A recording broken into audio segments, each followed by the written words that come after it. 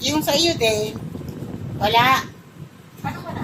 Wala akong nakapile na payment. Oh, no!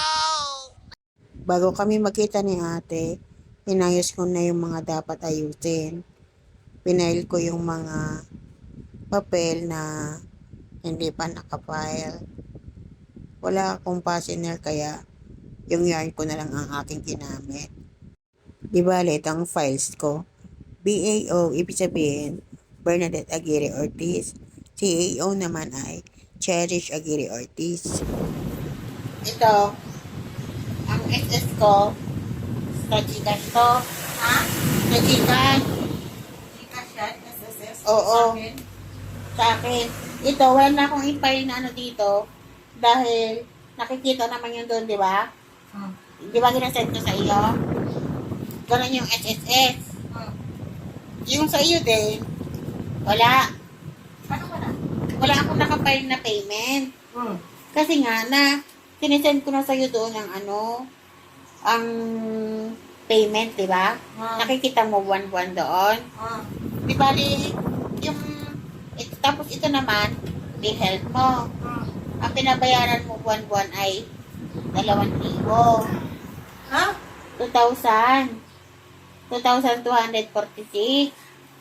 Buwan-buwan. Uwi mo magano. Uwi ka. Oo. Okay na ng June yan. Bayad na tayo hanggang March. Sa March, April, May, June ulit.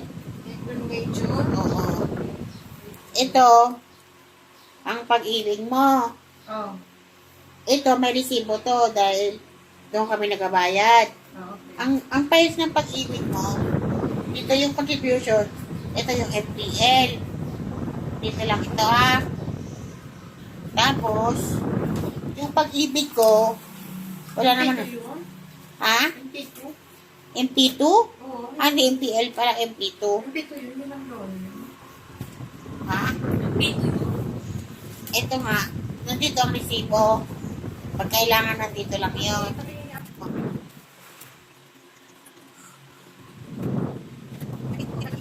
Modified pag-ibig ko.